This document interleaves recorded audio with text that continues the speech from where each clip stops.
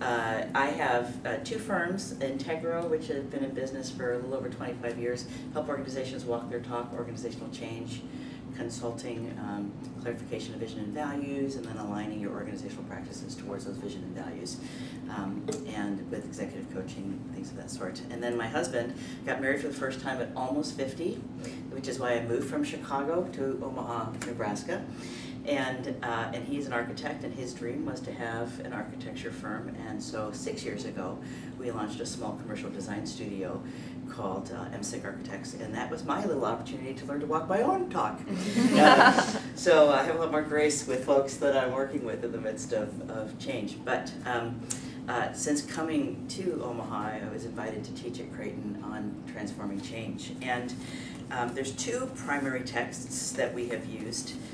Stacking the Deck is by David Patrick, and any of you who have studied leading change, he kind of stands on the shoulders of the granddaddy of change theory, John Cotter, out of Harvard, who wrote this article called 8 Fatal Reasons Transformational Efforts Fail, and it became an overnight success, sellout. And so he said, gosh, I should do some research on why they work. And his research on why change initiatives work is actually the inverse of why the 8 steps of why the fatal errors, and it's a book called Leading Change. So Patrick stands on his shoulders, and you have a handout in front of you that has an infographic and then a description of the steps. You've got it, Allison. Can you show the infographic? That piece there, the nine steps, which is a nice kind of sequential structure, more or less, for leading change. Concurrent with that, students read the book Building the Bridge as you walk on it. And this book is based on the premise that if you are not transformed yourself as a leader, how in the world can you lead transforming change? And so this is more the inner journey that fuels what you do in your outer journey as a leader, and is full of a lot of reflection. And what I find consistently is love one and hate the other, and it goes both ways. Finance students usually love this one because it's the structure. Anyway, so Mindy engaged both of these in both of these processes pretty intuitively, I think, even before you engaged the course. And so what I'd like to do and first... I love them both. So I was, I think, one of the rare ones that loved both. You did, yeah, and you set the bar with your thinking and writing and reflecting. Where are you from? Weeping Water, Nebraska. Which is where? About an hour south of here, 1,200 people. My graduating class was 33, and of the 33, 24 of us went K through 12 together. Wow, wow. So not a lot of change. What did you feel like when you look back? What did you learn from that? I would say that people and relationships are important.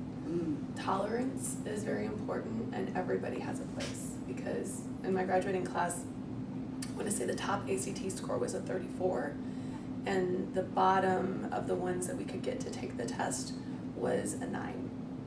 And interestingly, when now I can probably find 30 of the 33, those that were the 9 are equally successful as those who were the 34s, but they found their way and they found what was right for them. So it wasn't a model of everyone needs to go get a 4-year degree or even a 2-year degree, but they're all great contributors. Does anyone in this room know the ACT scores of 10 people from the class? How do you even know that information? We just openly talked about it. How interesting. Yeah. How interesting. So tell us a little bit more about what it was like to grow up in Weeping Water. Water. Yes. I grew up on a farm. I was the youngest of 3 kids. We have 2,000 acres, now down about 1,200 of corn and soybeans, a 250 head cow-calf operation. So growing up, which is kind of interesting in the books, and one of the conversations I had with our YP community in terms of work-life balance, is in a farm environment, work and life are synonymous with one another. And so you work when you need to work, and you have fun when there's time to have fun, and there isn't a 8 to 5 Monday through Friday boundary. And so we, I think, balance that well over the course of time. You don't measure it in 7 days, you really measure it kind of across a 12-month period. And you did what you needed to do at the time you needed to do it. And that was true really of the entire community. The economic system is still fairly similar today as what it was, I won't say how many years ago, but many years ago, and that there's kind of a farming community, there's a bedroom community of people who would commute into Lincoln or Omaha to work, and then there's a mining community. And so you have really a very diverse economic spectrum of people within the community, which is why it was really important. My dad was also president of the school board, he was president of the school foundation, my mom was a substitute teacher.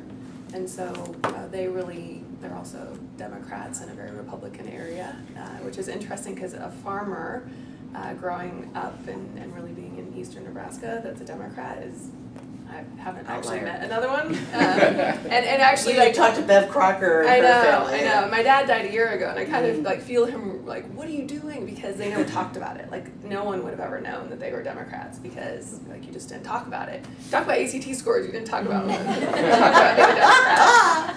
But with that, very strong passion of making sure everyone had an opportunity. And so the foundation, through his leadership, was about everyone needs to do something post-graduation. And whether that's going to a seminar, going to an arts college, or going to a four-year institution, they found money for every single student within there was about a 4 or 5 year window to make sure that the community was expressing their care and concern for them, whatever they wanted to do. Shoot, that's what some major school said, that Chicago's trying to do something like that now. And so your father was pretty progressive. Yeah. It's okay, interesting. So, what did you believe about yourself or think about yourself when you graduated high school? You're a young person, you think you can kind of, well, there's a combination of terror and this sense of, I can do it. What did you think about yourself when you were graduating at that kind of season of your life? I would say I wanted something bigger. Mm-hmm. So I have a group of friends, and it's kind of interesting when you think about we suspect that if you look at the data, kids that grow up in a small town tend to want to go to big schools because they want to be anonymous, and kids that grow up in big schools tend to go to more small liberal arts schools because they want to have that intimacy.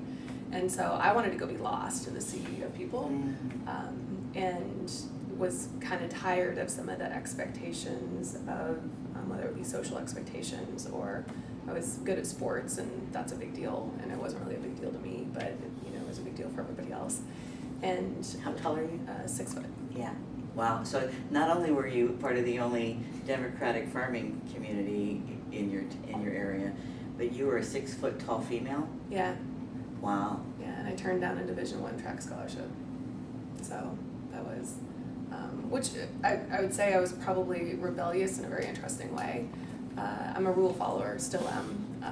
I do speed a little bit, but only like 4 miles an hour over the limit. Can't speed in Nebraska, I've learned. I know, so I don't know if 4 miles an hour over the speed limit kind of counts as breaking the rule compared to the people zooming past me.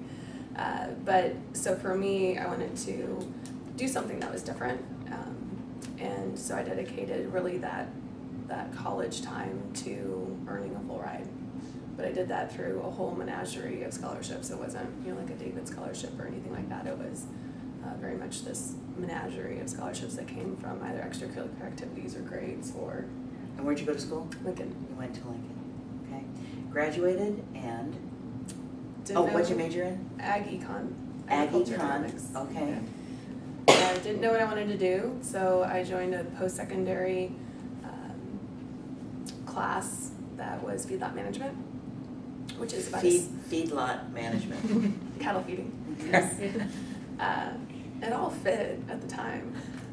So it's a 6-month program where you go through and you really learn very similar to an MBA.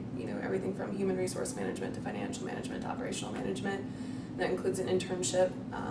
My husband went through it with me as well, and I think I'm one of less than 5 females in the course of 30 years of the program. Wow. Not just at that time. Yeah, no. But in the course of the program.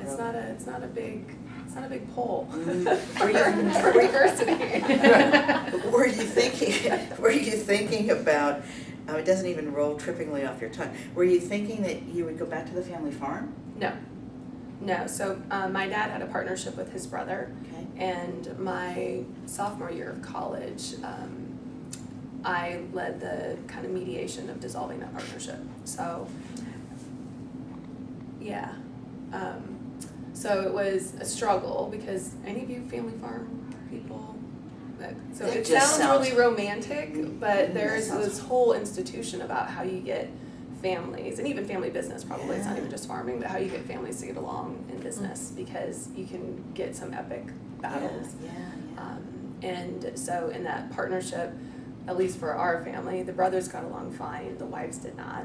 And then just over time, it got to a point that they had to separate. And so negotiating that while my mother was going through menopause was... and you're 20 or so at the time, 20?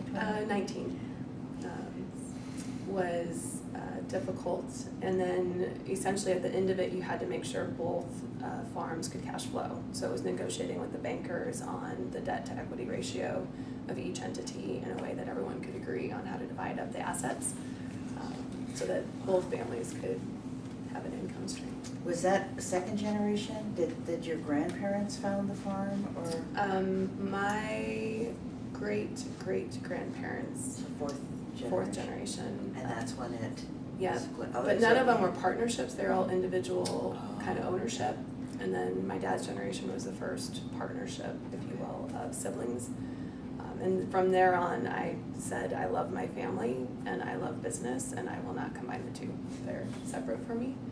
And it's been a fantastic decision for myself. We've had a lot of opportunities over the years, even on my husband's side of, hey, would you like to go into this together? Would you like to go into that? And we just stayed firm, like, nope, love you, it's not that we don't think you won't be successful or it's not a good idea. We're keeping church and state divided, if you will. And that's probably been one of the best things we've done. So you were married by then, so you married? I got married the same day I graduated from college. You don't mess around. Wow. No. So you got married the same day you graduated from college, went to farm lot MBA school, right? Yeah. Farm lot management. Feedlot, Feedlot, sorry. You can tell, my dad was a farmer and I was born in Brooklyn, so I don't know. His first indoor plumbing was in college, and when you're in New York and Chicago, it's a big deal. You say that in Nebraska and it's like, that's common, that's not uncommon here. So anyway, so first job. First job post-graduation at the feedlot I interned. Okay, and how did you start? They wanted a branded beef program, so think Omaha steaks, but more farm to fork. So essentially, how do you source the cattle and then track them all the way through so that you have a story and really the lineage behind the meat that you're eating. And they just had an idea, they had no foundation. And so I got the opportunity to create the brand, build the story around it, market it, find the supply chain really, because we had the cattle, we had no place to kill the cattle, no place to have the meat processed, and there's a whole bunch of USDA requirements, as some of you are very familiar with. And so having to learn all of that and then really get it off the ground and get it started and go into sales. So I would walk around to restaurants and essentially ask for the owner and then give the pitch of the product, and decided that sales was not, I did it, but not my passion. But ended up having essentially an online marketplace. This would have been early 2000s. And got a packer here in town who was willing to do the cattle for us. And I was shipping, I was receiving, I was product development, I was marketing, sales. Did it all? Did it all. So what happened, how long did you stay there, and what happened next? I stayed there 2 years. Okay. And at that point, it was kind of in a foundation. The feedlot was going well, and it was also a family business, and so there was some of the family dynamics at play there too. And I thought to myself, why? Like, why? I just went to someone else's family, and so I decided I wanted something bigger, and hopped online and found a job posting for. At the time, it was called Business Process and Financial Analysis Analyst. The longest title ever. I didn't know what it was, but the job description sounded cool, and it had travel, which I thought sounded cool, and so I applied for it. And today it's called internal audit. That was pre-Sarbanes-Oxley era, and I interviewed for the job. And in the negotiation at the time, Conagra was $30 billion, so we had a agri-products group that sold like seed and fertilizer. We had a trading group. We had beef processing, poultry processing, huge refrigerated meats division. a spice company, our branded company, which is really what Conagra Brands is now, a whole bunch of different conglomerates, if you will. And when they offered me the job, I, of course, was terrified because I'd never like really gone through a whole job interview process. And all the gals in the office at the feedlot were like, you need to counter. And I'm like, no, I want this job. They're like, no, you have to counter. And I didn't grow up countering. Like, you're just gracious for every opportunity you have. And so my counter was, I want to be in the meats division. Like, that's the job I want. I want to go to the slaughter plants. I want to audit them. And I thought I was so tough and so confident, right? And they're like, on the phone, they're like, done. I'm like, look at me, right? And I get to my first day, and they're like, we can't get people to take that job. And I was like so defeated on day one. I'm like, seriously? They're like, totally. We were thrilled. When you like, that was your like that was your demand. And I'm like, yeah, that was my demand. That's pretty good. I know. And I'm like, well, so goes my negotiation skills. So, I mean, this sounds kind of like a pretty extraordinary life leading up to going from family business to Conagra. When you look back, are there any specific choices you feel like you made or influences that stand out as distinctive? I would say probably my parents were the most influential. So my mom, and it kind of goes to the work-life balance that we talk about. In the 80s, there was this company called Bordeaux Industries that did applique sweatshirts. Now, if you kind of look back at 80s fashion, it's like the sweatpants match the sweatshirt, and they'd have like an applique on the top. You probably had one of these sets. I probably did. And an applique set on the bottom. Purple, yeah. Anyway, she's an incredibly gifted seamstress. And so she was sewing for this company that had a division out of Nebraska City. And so she'd come get the sweatshirts, sew them, and take them down. And in doing that, she realized, A, she was really good at it because her production was higher than almost anybody else. Her quality was higher than almost anybody else. And she's like, well, why am I working for you? I can work for myself. So she started a craft business. And that craft business, even in the 80s, and I would go around to craft shows with her, she would take in, 20 grand in sales. And, that's early 80s. Yeah. So that's a lot of money in today's money. And in that, watching her, she would essentially get up in the morning, make breakfast, get everyone out the door on the farm. She would then go sew. She'd then get up, start pot roast in the oven or whatever to feed. In the summertime, we'd have maybe 12 people around the dinner table between the haying crew and the group that was working on pastures or cutting thistles or walking beans or whatever the case was. And then she'd go back to sewing. Then they'd come in, she'd put the dinner on the table, we'd all eat. She'd clean up, and then she'd go back to sewing, and so it was just kind of this merging. But she did that to ultimately have discretionary spending, and watching her interact with customers and see what products people were buying at craft shows and kind of evolve, it was unemotional to her, because it was like, hey, if they want this product instead of this product, that's okay, I'll stop making this and I'll go that direction. My dad, on the other hand, the responsibility that comes when he started the farm, his father had inherited the farm from his father because it always would go to the sons, not to the daughters, and so the daughters get married off, assuming that the people they marry get their own inheritance. And so my dad was one of 3 boys, and by the time he wanted to start his farm, there wasn't really a lot to give, and so his inheritance was the opportunity to mortgage his home place, which was essentially the same place that my grandfather was born, so 3 generations, and he took a loan out on it to start his own. And when you think about the pressure of that, like, you all probably have a lease or a car payment or a mortgage, and there's times that we all probably get in a spot that's like, oh, wish I maybe wouldn't have gotten the next step up in the car or whatever that example is. And watching someone leverage the family farm that their parents were living in, that they grew up in, that their father was born in, to have an opportunity to grow his own farm and make it through the 70s, which was really tough for farming, and the 80s, and really tough for farming. And he just constantly reinvented, and seeing that, he was also always constantly paying forward to the next generation. I mean, farmers often are equity rich but cash poor. And so you really live on virtually nothing, but you're building wealth, and you're building wealth to buy more ground or buy more cattle to, again, continue to grow the business. But you're not really able to enjoy a lot of the gains because you're, again, constantly growing and expanding.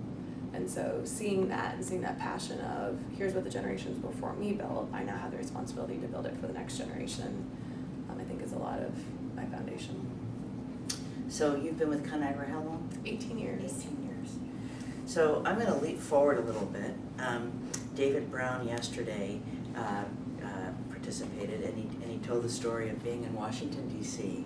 with a group of executives from Omaha on the day that he got a little email from someone who was on the board and worked for Conagra saying that we are announcing today that we are moving our headquarters to Chicago. And he told the story of how the chamber within 24 hours was on top of it to make this a successful move forward for the Omaha business community and to keep the employees. I mean, it's a great story. You're part of that story. Where were you when that happened? So at the time when that happened, I was 8 months pregnant in the MBA program, and I was vice president of IT, reporting into our CIO. And I think what I'm going to do now is let you tell the story a little bit and talk about how you lead change. How does that sound? Sure. Ready to roll with it? I'm going to give you the second microphone, and I'm going to get out of the frame here. How's that sound? Here, get in the frame and then get out of it.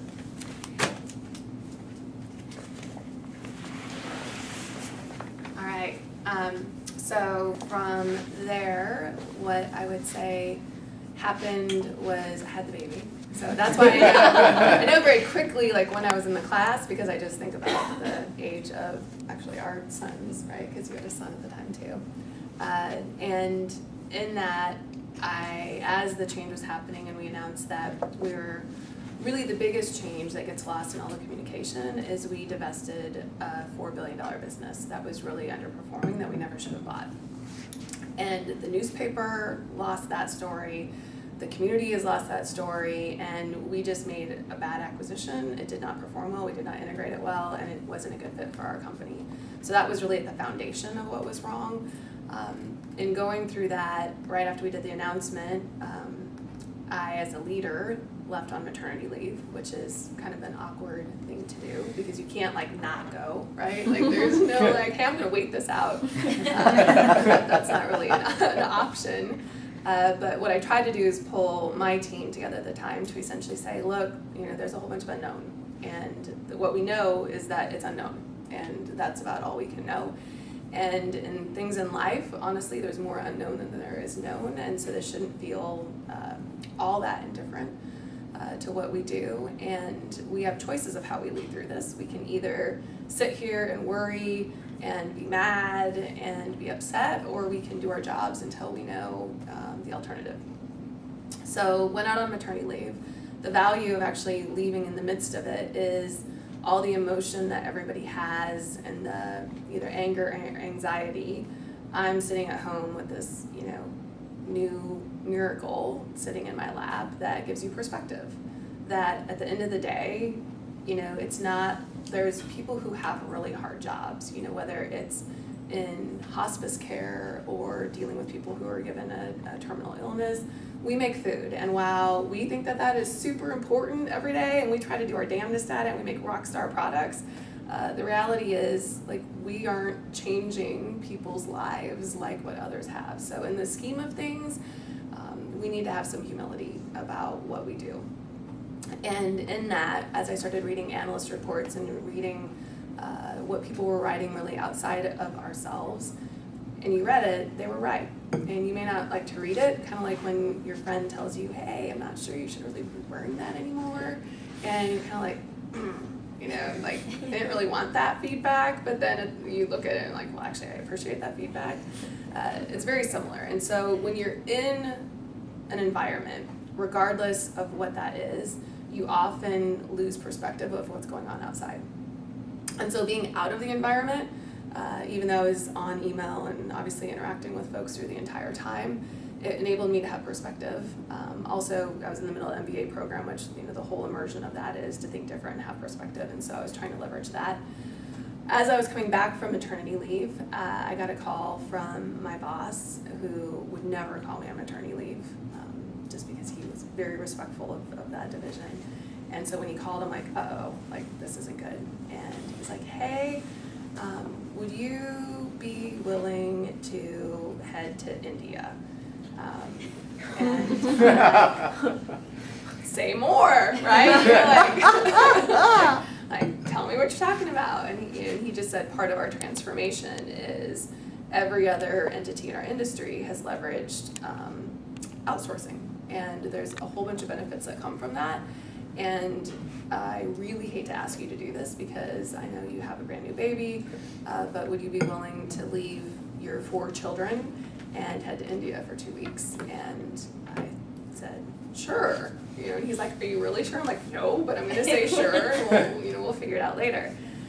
So did that, and what I would say again, for me, and everyone can have their own opinion, if you haven't been to places, I ask that you don't judge them. Because when you are in the environment that we're in every day, we have running water, we have opportunities, we have wealth really beyond anything. And when you go to underprivileged places in the world, you realize that our responsibility is greater than the city of Omaha, greater than the state of Nebraska, and greater than the United States.